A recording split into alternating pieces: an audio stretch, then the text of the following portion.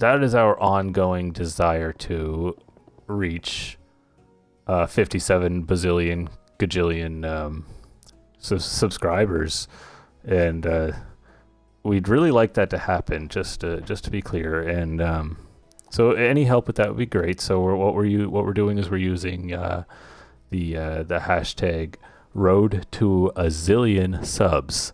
So follow that hashtag and share it and let people know, and really help us. It would really help us out, because that's something that we really plan to achieve at some point. And it's a long road, we know, but we're gonna get there. We're gonna get there.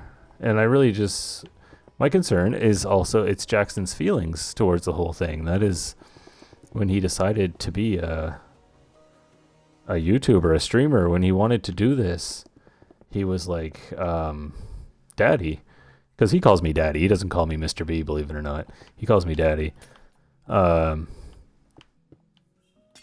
He says, Daddy, what I need most of all is not well, he's like, Daddy, I need merch. And I'm like, well, we all need merch. Jeez, wouldn't we love our face on stuff and junk? And he's like, yeah, I would love my face on stuff and junk. And I'm like, yeah, me too. Stuff and junk. That's where we want our face. So that was one thing. That was one concern. But also his secondary concern was, of course, the bajillion Sicilian and 57,000 subscribers that he really needs to have. And you're not gonna say no to a 6-year-old, are you? I mean, you're not gonna deny him his only realistic, not absurd wish. I mean, that's a quote too. That is exactly what he wants. So yeah, help me out with that. Help me make that happen.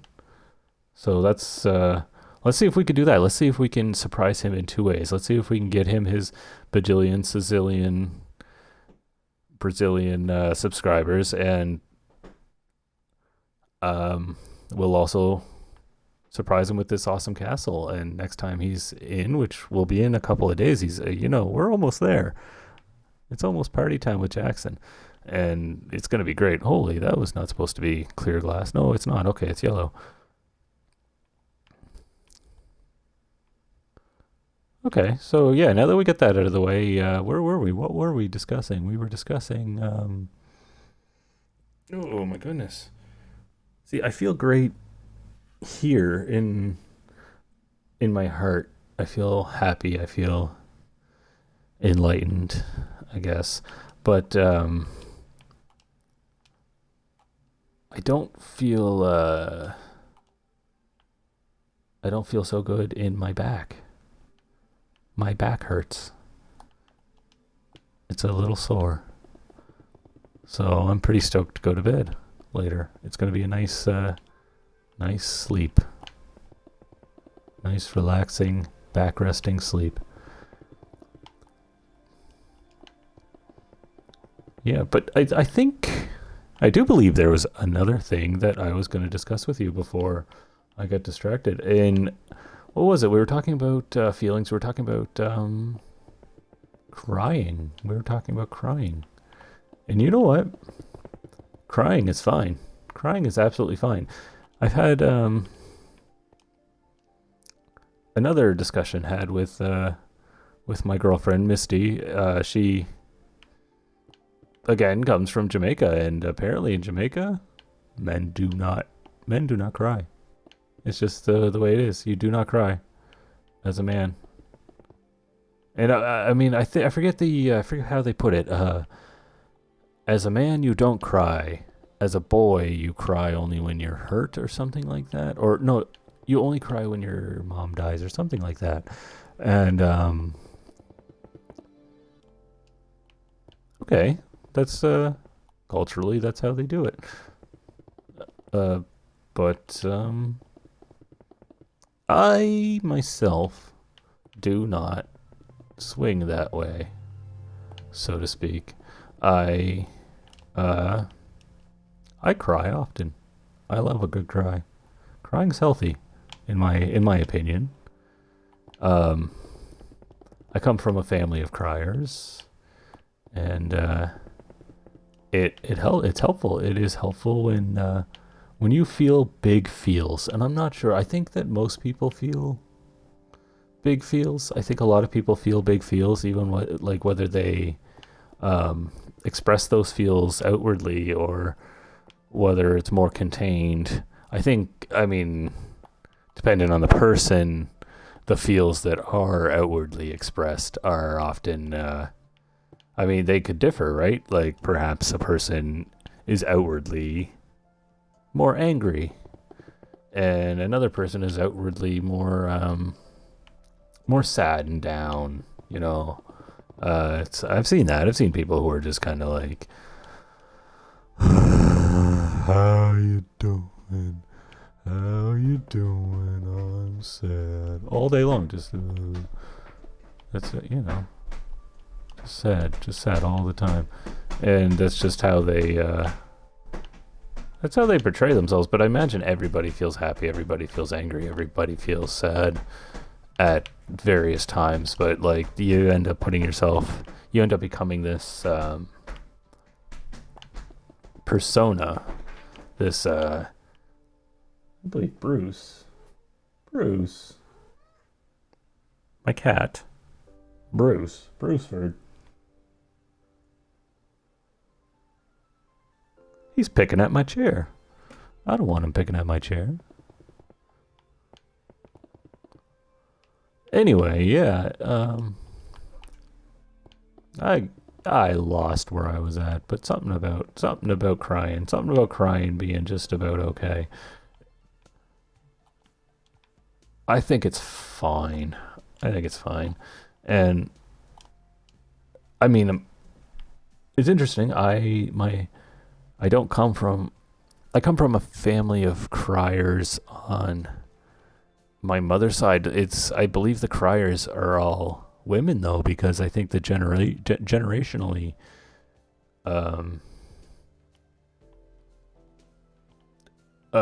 crying for men was unacceptable as recently as well. I mean, it probably still is in a lot of circles, but very heavily it was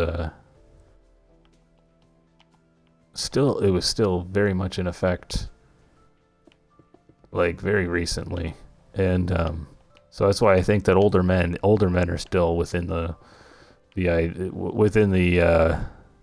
they still believe that that men don't cry and boys don't cry, and you know, that's their thing. That's how they were raised. That's the way it is. But I feel like now, having been given the time, I feel like this new generation of men, or at least there are a subset of men in this generation who have come to believe that crying is just fine. So I don't know. What I'm getting at is, if you want to cry, go ahead and cry. I mean, if you feel like you gotta cry, cry away. Crying is just fine. Crying is okay. I cry most of all. So I don't cry often when something impactful happens in my life. I usually contain those feelings. When my crying usually happens when those okay,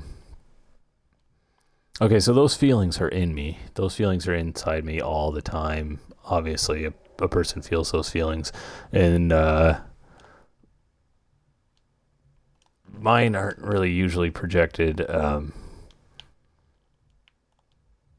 while the thing is happening, while the negativity is happening. It usually comes later when I'm being impacted by something that a form of media that hits me hard, usually. And it doesn't take much, honestly. It does not take much for me to be hit by a piece of media. movies, especially like a good movie. By the end of it, if any sort of growth from a character seems to hit me right in the ribs, makes me wanna just squirt tears. And I do, and usually it happens. Usually I do. What was the last? I'm trying to remember the last time I cried watching a movie, like the last ridiculous circumstance. I definitely cried watching Godzilla versus Kong. Actually, I did. I cried. I cried because I think I cried a couple of times during that film, actually. But the thing that made me cry the most, I believe, was the just the heavy effect that the relationship between Kong and the deaf Skull Island girl, the relationship between them, and anytime he was in trouble, or I don't believe she was she ever put in danger? I think maybe she was, and just especially though when he's in danger and she just has this connection with him, and yeah, that really hit me in the feels because oops, sorry, I didn't mean to jump into that. What am I working with? An orange. But I mean, it was just it's very beautiful to see that she was this little girl who lost her entire clan, and all he knows is loneliness, and he saw this little girl, and so obviously he knows what it's like to be alone. And then he sees this girl who is already, he may have been watching her. All right, here's my suspicion is perhaps he was watching her in the village before the destruction of the village, and I don't recall what caused the destruction of the village, but like I'm trying my best not to give away too many spoilers, or any for that matter, but so that's why I'm trying to discuss the possibilities, like the background possibilities, and I'm wondering if Kong was watching this little girl in her village before the destruction of the village and recognized her loneliness while she was there, because she was one of a kind. She was the deaf girl. She could not hear. She was the outside girl, and I'm not sure if she was taught any form of communication before she was picked up by, oh, I'm sorry, I cannot remember the actress's name, but before she was later adopted or taken in by her, a future adoptive mother. Before that circumstance, I'm not sure if she was able to use sign language or not, or whether that was something that she learned from her. So perhaps while she was in this village, she had zero way of communicating, and it would have been very stressful for her, very frustrating for her, and very lonely for her. And perhaps Kong noticed this because he's the guardian of this island. He's looking over all the creatures on this island. What color was that? Yellow? He's looking over all these creatures on this island, so he probably did see her struggling, and